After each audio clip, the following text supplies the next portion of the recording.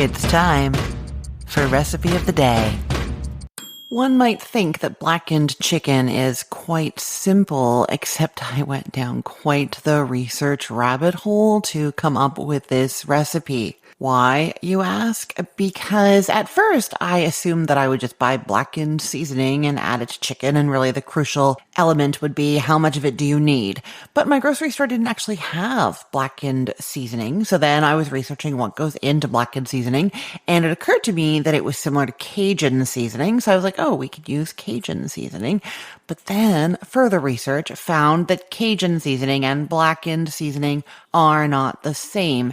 And so what I have come up with here is a recipe for juicy and delicious blackened chicken breasts that you can season with blackened seasoning if you have it, or with Cajun seasoning mixed with a couple of ingredients, or I will give you the actual ingredient seasoning blend recipe if you want to make the whole blend yourself. So I made it more complicated than it had to be. I apologize. I guess that is par for the course with me sometimes though, right? So blackened seasoning and Cajun seasoning are almost the same. The main difference is that usually blackened seasoning contains thyme and oregano in addition to the paprika, garlic powder, onion powder, salt, black pepper, and cayenne found in Cajun seasoning. Now, if you are wondering if Creole seasoning is the same as blackened seasoning and or the same as Cajun seasoning, the answer is no. They do contain a lot of the same things, but in general,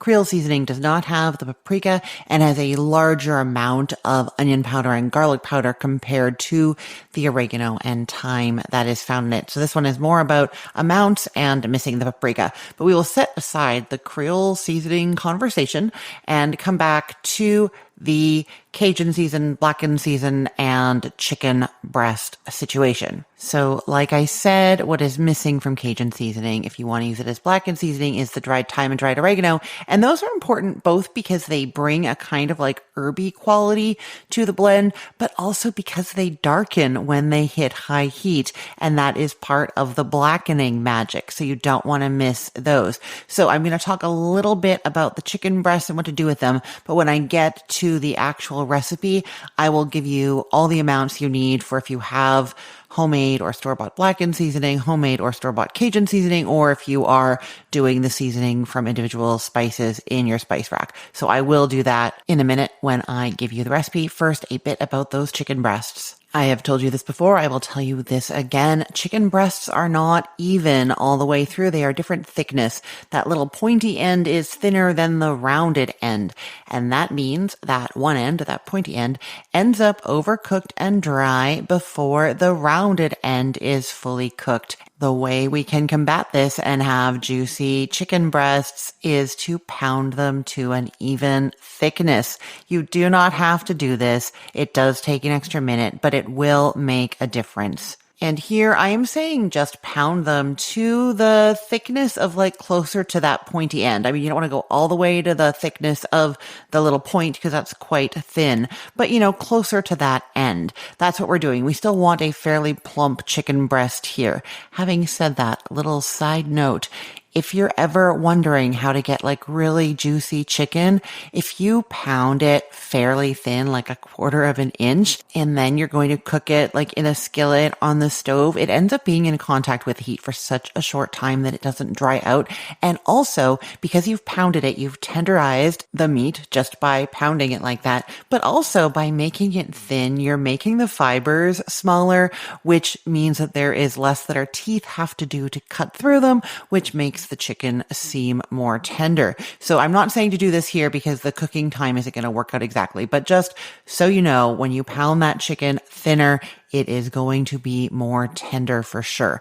This time, like I said, we're just getting it to sort of like 3/4 of an inch thick so that it's just not sort of bulgy at that rounded end and more sort of flat, okay? To do that, the easiest thing is to put it between two pieces of plastic wrap, and that just means that when you start hitting it, it's not going to spatter like chicken juice around your kitchen. It's going to stay within those plastic wrap sheets. So put a chicken breast between two sheets of plastic wrap, back, and then you get out a rolling pin or a flat metal mallet and you just hit it. Start at that thicker end and hit mostly there until it's just kind of smooshed down and more flat, and then repeat with the other 3 chicken breasts. Now, I know I'm going to address the question of should you brine the chicken breasts first.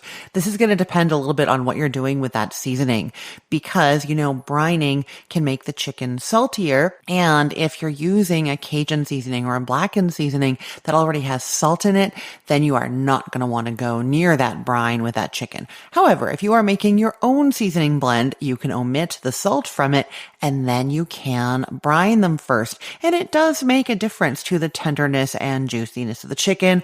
The salt permeates all the way through seasoning it, but also affects the fibers in there, bringing in more liquid and tenderizing the fibers. So if you have the time, you're going to mix together 4 cups of cold tap water with 4.5 tablespoons of Morton's kosher salt. If you just have regular fine salt like table salt or sea salt, it's 3 tablespoons with the 4 cups of cold tap water. Give that a really good stir until the salt dissolves. It will dissolve even though you're using cold water. Just stir for a moment until it's like not powdery looking. Then you add in your chicken and you leave it in there for 30 minutes to an hour. If you're doing 30 minutes, you can just leave it on the counter. If you're going to an hour, then you want to put it in the fridge. I do not recommend that you go longer than an hour and a half because then the chicken does get too salty. Then you're going to remove the chicken from the brine, pat it dry with some paper towel, but do not rinse it. And then you're proceeding with the recipe, but omitting the salt. Okay. A quick little extra side note. Instead of the boneless, skinless chicken breasts, you can use boneless, skinless chicken thighs. You will not need to pound them to an even thickness. They don't need that. And do not brine them. I mean, they can benefit from brining, but it's not going to make a big enough difference here. They are nice and juicy as is. You are just going to unroll them. You know what I mean? Like when you buy boneless, skinless chicken breasts, if they're on a tray, usually the butcher has cut out the bone and then rolled the chicken thigh back around where the bone was. You want to unroll that, and then when you're seasoning it, you're going to get seasoning on both sides, and when you're pan frying it, you'll be doing both of those sides. And now we come to the seasoning blend recipe. So if you have blackened seasoning, either your own blend or one that you have bought, you are using 5 teaspoons of it and no other seasonings at all. No salt, no pepper, no anything. It's all in there. 5 teaspoons of blackened seasoning. If you have Cajun seasoning, you're going to measure 3 teaspoons of that along with a teaspoon of dried thyme leaves and a teaspoon of dried oregano. And you're going to give that a stir, and that is your 5 teaspoons of seasoning.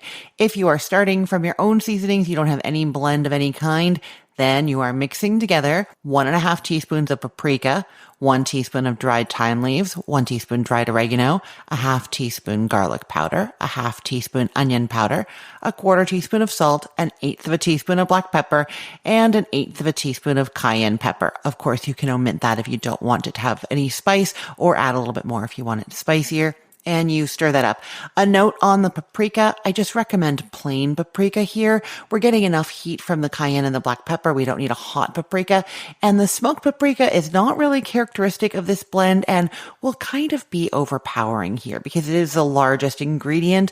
I would not recommend smoked paprika, just your regular paprika. Okay, you mix that up. Now you're going to preheat your oven to 450 degrees Fahrenheit, and that is because we are starting the chicken on the stove to blacken it, but then we want it to cook just a little bit more gently as it cooks through to the middle. If we leave it on the high heat of the stove the whole time, we risk really burning that spice mix. We want it blackened, not burnt, okay? So at this point, you have mixed your spice blend. You have probably pounded your chicken breast to an even thickness, and you have possibly brined them, and you have mixed together your seasonings, omitting the salt if you brined the chicken. And if you brined the chicken, you've patted the chicken breast dry.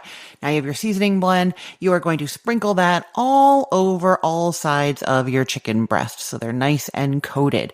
And then you are heating a large oven-safe skillet over medium heat, and you're adding a tablespoon of oil. Heat that till it's very hot, and then add your chicken and cook until the spices darken on the bottom and a crust begins to form. It's going to be maybe like 3 to 4 minutes. Flip the chicken over and repeat on the other side, and then transfer the skillet with the chicken in it to the oven and bake until the chicken's no longer pink inside and has cooked to 165 degrees Fahrenheit. That's going to take 7 to 12 minutes, depending on how thick your chicken breasts are. I will just say, if you do not have an oven-safe skillet big enough for the chicken, or you just don't have one, you are fine. Use whatever skillet you have, and then you transfer the chicken to a baking sheet and put it into the oven.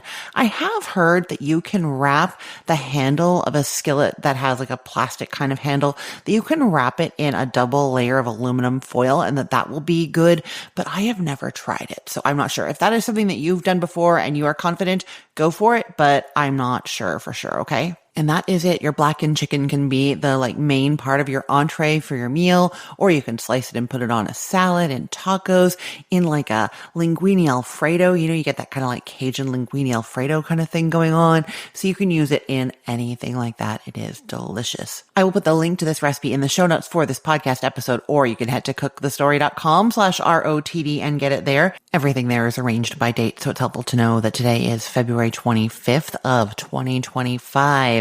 And if you love cooking and want more great tips about making your food more delicious than ever, make sure you're signed up for my email list. I send out 2 emails a week that have just wonderful tips, wonderful recipes in them. It will help make your decision making about what to make for dinner easier, just like this podcast, but more great ideas. The easiest place to sign up is to go to cookthestory.com, and then in the little menu, click on Start Here, and you will see somewhere to sign up there, or go to cookthestory.com/start-here, and that will take you to the sign up place. I am Christine Pittman from cookthestory.com, thecookful.com, the all-new chicken cookbook, and from this podcast, Recipe of the Day. I hope you have a great day. Let's get cooking.